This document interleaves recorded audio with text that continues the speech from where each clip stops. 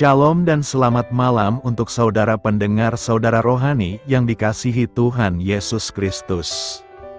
Selamat datang di renungan rohani malam hari ini. Saya berdoa agar saudara sehat selalu, semoga Roh Kudus hadir di tengah kita saat ini. Jika saudara ada yang sedang sakit, marilah kita sama-sama berdoa untuk kesembuhan saudara dan pemulihan keadaan saudara. Kita harus berharap dan tidak berhenti berpengharapan kepada Tuhan. Sebelum kita mulai renungan malam ini, marilah kita bersama-sama berdoa. Bapa kami yang di surga, Bapa di dalam nama Tuhan Yesus Kristus. Kami sungguh mengucap syukur, ya Tuhan, oleh karena Engkau sangat baik buat kami. Engkau ada bersama kami dan menopang hidup kami di siang hari dan di malam hari. Engkau ada bersama-sama dan menyertai kami. Tuhan, kami memuji dan bersyukur kepadamu pada malam hari ini kami masih bisa berkumpul di rumah kami yang kecil ini. Tuhan, saat ini kami hendak mendengarkan firman-Mu. Berilah pengetahuan dan bimbinglah hamba-Mu ini, agar apa yang Engkau firmankan dapat bekerja sesuai kehendak-Mu, buat kami jemaat-Mu. Bukalah hati dan pikiran kami untuk mendengar dan menerima firman-Mu. Kiranya firman-Mu ini dapat menjadi berkat bagi kami. Berbicaralah, Tuhan, kami sudah siap menerima firman-Mu. Di dalam nama Tuhan Yesus Kristus kami berdoa dan mengucap syukur. Amin.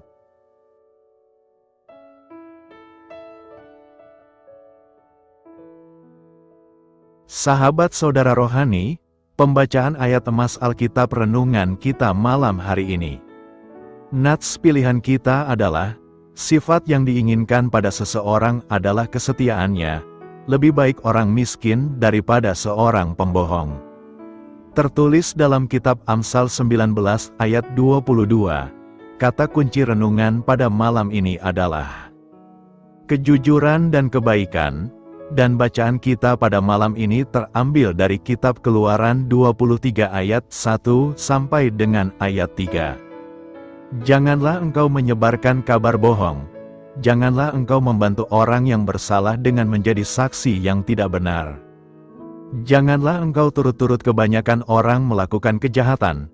Dan dalam memberikan kesaksian mengenai sesuatu perkara janganlah engkau turut-turut kebanyakan orang membelokkan hukum.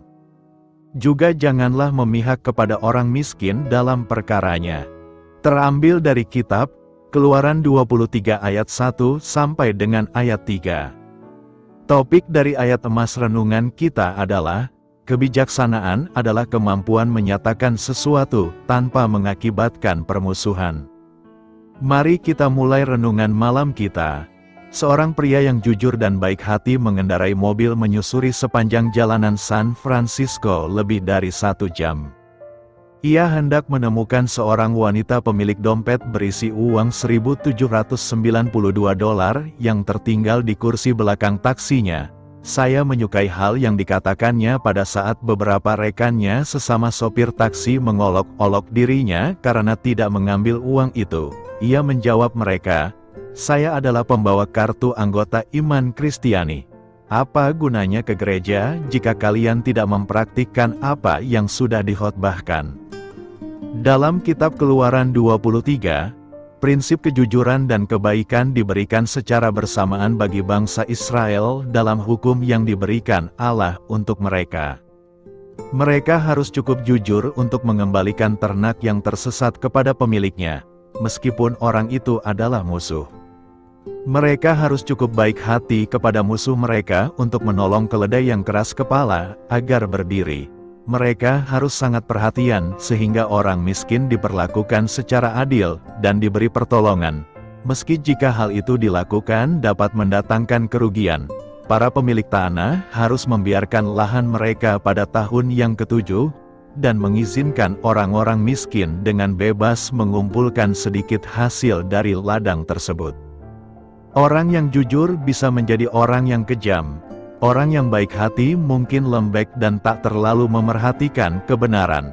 Namun, jika Anda menempatkan kejujuran dan kebaikan bersama-sama, keduanya akan menjadi pasangan hebat yang menghormati Allah dan memberkati sesama. Jangan menerima suap. Keluaran 23 ayat 8 berkata, "Suap janganlah kau terima, sebab suap membuat buta mata orang-orang yang melihat dan memutarbalikkan perkara orang-orang yang benar." Suap adalah suatu usaha atau tindakan yang dilakukan pihak tertentu melalui cara-cara yang tidak benar untuk mencapai tujuan-tujuan yang dianggap lebih menguntungkan atau memudahkan. Suap sifatnya selalu menguntungkan pihak tertentu tetapi merugikan kepentingan orang lain. Suap disebut dengan istilah sogok atau uang pelicin. Namun, suap tidak terbatas hanya pada uang, tetapi dapat berbentuk mobil, tanah, perhiasan, rumah, makanan dan minuman, emas, batu mulia, saham, dan lain sebagainya. Suap telah menjadi masalah yang serius dan kompleks. Suap berakar dan bercabang di seluruh masyarakat, baik di organisasi yang berorientasi keagamaan maupun sekuler. Dalam arti luas, suap mencakup praktik penyalahgunaan kekuasaan dan pengaruh. Sungguh memprihatinkan bahwa suap juga terjadi di masyarakat yang religius. Hal ini terjadi karena ajaran agama yang keliru dihayati. Suap adalah penyakit yang ditimbulkan oleh pemisahan ajaran agama dari perilaku keseharian manusia. Memang, suap bisa saja dilakukan semua orang, baik yang beragama maupun yang tidak beragama. Tetapi, ajaran-ajaran agama dengan jelas mengajarkan moralitas yang baik, dengan jelas pula mengharamkan praktik-praktik suap dan sejenisnya. Allah menentang suap. Ayat bacaan Keluaran 23 ayat 8 dengan tegas melarang praktik suap dan menggarisbawahi dua akibat dari suap, yaitu, membuat buta mata orang-orang yang melihat, dan memutarbalikkan perkara orang-orang yang benar. Tampaknya, larangan mempraktekkan suap merupakan tema penting dalam Alkitab. Secara etis teologis Allah mengingatkan dan memberikan peringatan bahwa sikap suap akan merusak tatanan moral yang baik dalam masyarakat. Misalnya, Ulangan 16 ayat 19 menyatakan, "Janganlah memutarbalikkan keadilan, janganlah memandang bulu dan janganlah menerima suap, sebab suap membuat buta mata orang-orang bijaksana dan memutarbalikkan perkataan orang-orang yang benar." Allah tidak hanya melarang tetapi Alkitab menunjukkan bahwa Allah itu anti suap, sebagaimana yang dinyatakan dalam Ulangan 10 ayat 17. "Sebab Tuhan, Allah mula Allah segala Allah dan Tuhan segala Tuhan, Allah yang besar, kuat dan dahsyat, yang tidak memandang bulu ataupun menerima suap, dan Allah akan menghukum orang yang melakukan suap." Mengapa orang melakukan suap? Jika Allah begitu melarang praktik suap, lalu apa yang menyebabkan orang melakukan suap? Setidaknya ada dua alasan yang dapat diamati, yaitu: pertama, keinginan untuk menjadi kaya dan memperoleh keuntungan yang besar dalam sekejap. Inilah yang pernah terjadi di Israel, di mana Yul dan Abia, anak-anak Samuel, tidak hidup seperti ayahnya. Mereka mengejar laba, menerima suap, dan memutarbalikkan keadilan.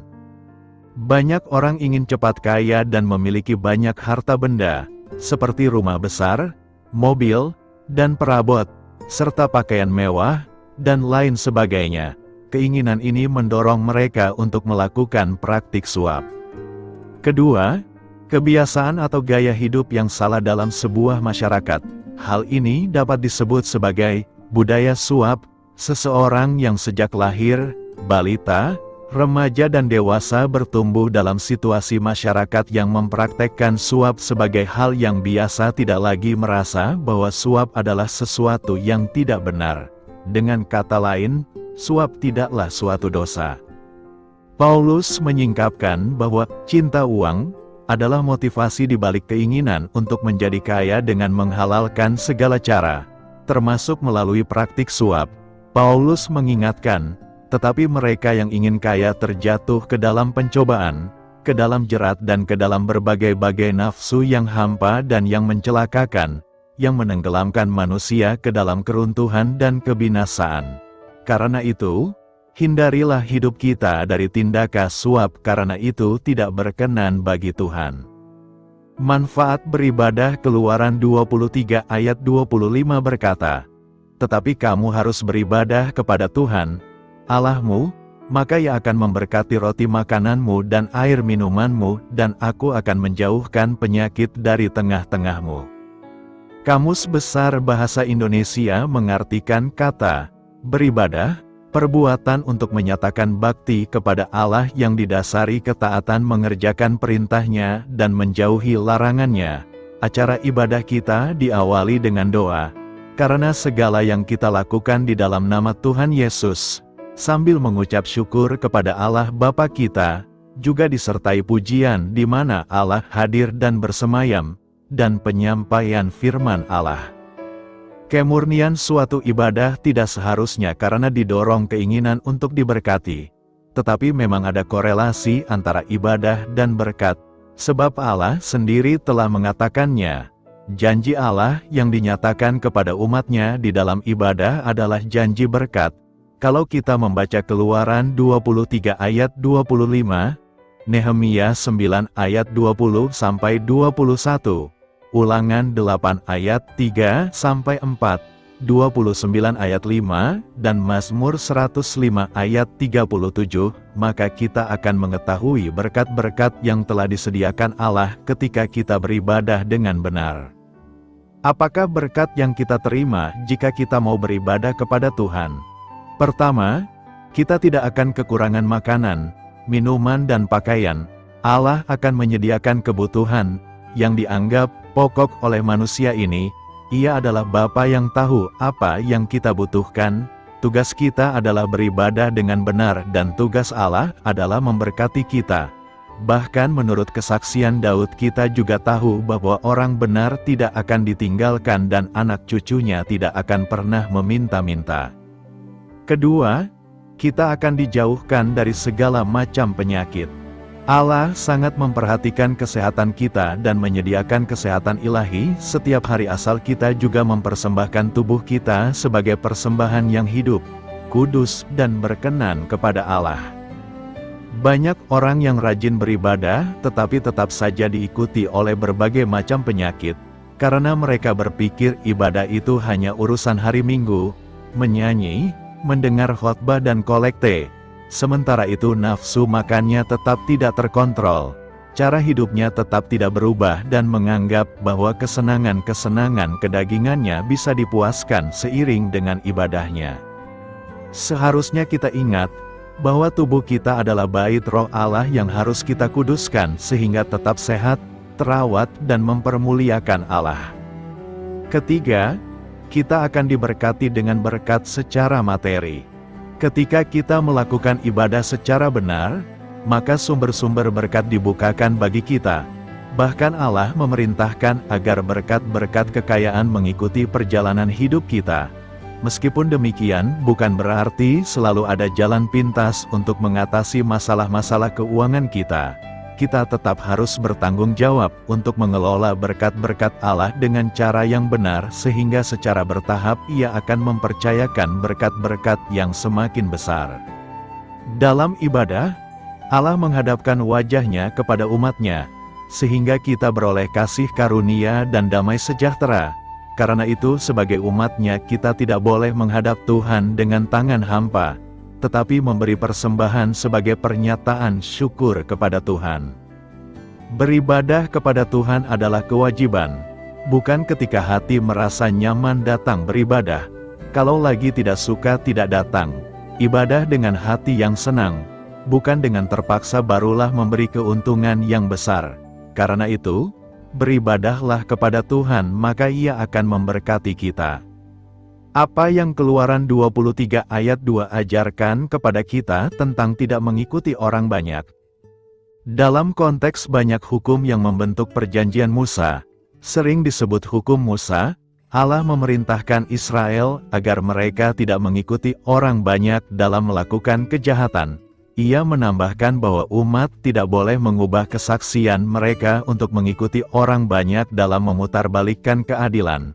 pendapat umum pada umumnya bukanlah pendapat Allah, dan ia memperingatkan orang-orang agar tidak mengikuti hikmat orang banyak.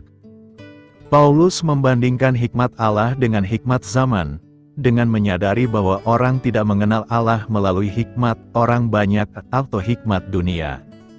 Allah tidak memilih banyak orang yang dianggap dunia sebagai orang yang bijaksana, berkuasa, atau mulia. Sebaliknya, Ia memilih orang-orang yang tidak dihormati oleh firman sehingga mereka akan bermegah di dalam Allah dan bukan pada diri mereka sendiri. Demikian pula, dalam suratnya kepada jemaat di Kolose, Paulus memperingatkan agar tidak terjerumus ke dalam filsafat, tradisi, dan asas-asas dasar yang populer yang tidak berasal dari Kristus. Salomo membahas kontras semacam ini dalam konteks pemikiran di bawah matahari versus pemikiran di luar matahari.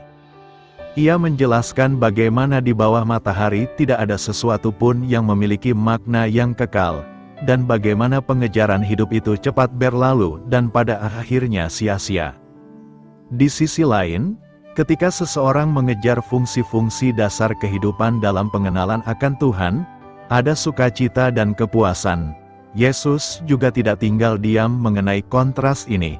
Ia menjelaskan bahwa ada jalan lebar yang ditempuh banyak orang yang menuju kebinasaan. Di sisi lain, ada jalan sempit yang ditempuh sedikit orang, dan itu menuntun kepada kehidupan. Tantangan bagi kita adalah bahwa kita adalah makhluk yang lebih suka persetujuan dari orang-orang di sekitar kita. Tekanan dari teman sebaya merupakan hal yang sangat kuat, tetapi Alkitab menunjukkan kepada kita pentingnya untuk tidak mengikuti orang banyak, tetapi berusaha untuk mengikuti apa yang benar di mata Tuhan. Seperti yang dikatakan Paulus, kita tidak boleh mengikuti sistem dunia. Sebaliknya, kita harus diubahkan oleh pembaharuan pikiran kita melalui apa yang telah Tuhan komunikasikan dalam firman-Nya. Mengikuti orang banyak akan membuat kita dalam masalah. Tekanan dari teman sebaya merupakan godaan bagi orang-orang sehingga, bahkan sebagai bagian dari hukum Tuhan bagi Israel, yang diungkapkan melalui Musa, Tuhan memperingatkan orang-orang agar tidak ditekan untuk mengikuti orang banyak ke dalam perbuatan salah. Janji dan tuntutan Allah. Janji Allah kepada bangsa Israel luar biasa. Ia berjanji untuk mengutus malaikatnya mendampingi umat Israel. Malaikat Allah itu akan merealisasikan semua janji Allah kepada umatnya, khususnya yang berkaitan dengan tanah perjanjian. Allah berjanji untuk memberikan makanan, minuman, kesehatan, dan kemenangan dalam peperangan. Respons yang dituntut Allah dari umat Israel adalah kesediaan mendengar, ketaatan, dan kesetiaan kepada Allah, serta kesediaan untuk tidak mengikat perjanjian dengan penduduk tanah Kanaan. Mengingat bahwa bangsa Israel telah melihat berbagai perbuatan Allah yang dahsyat, baik selama mereka masih berdiam di Mesir maupun sepanjang perjalanan ke padang gurun, seharusnya jelas bahwa janji Allah sangat meyakinkan dan tuntutannya tidaklah berat. Sayangnya, di kemudian hari, nampak bahwa bangsa Israel tidak dapat bertahan untuk terus setia kepada Allah. Orang percaya pada zaman ini adalah pewaris janji Allah yang diberikan kepada Abraham. Ada banyak sekali janji yang diberikan Allah kepada umatnya di dalam Alkitab. Sebagian janji bersifat khusus, hanya berlaku saat itu, tetapi ada sangat banyak janji yang bersifat umum, berlaku sepanjang zaman.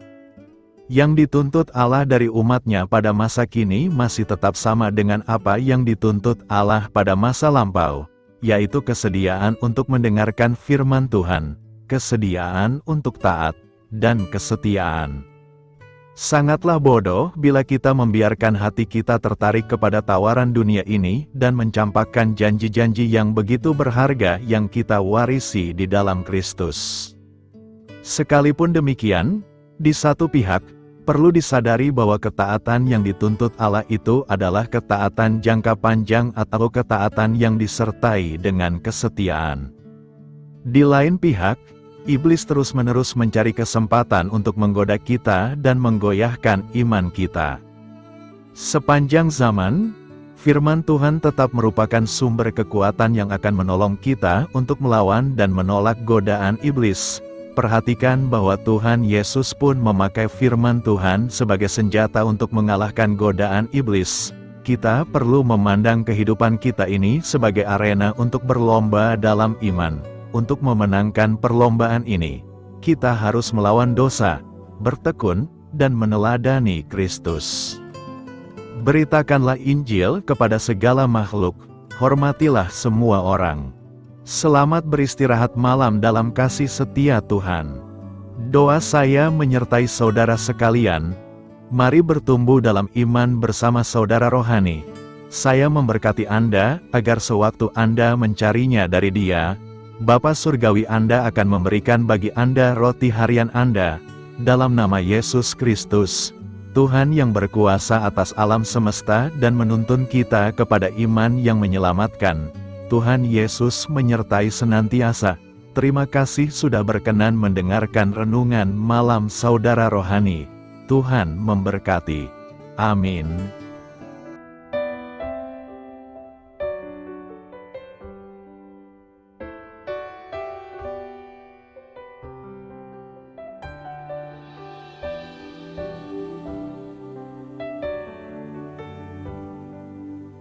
Marilah kita renungkan, sahabat saudara rohani, demikianlah renungan firman Tuhan malam hari ini.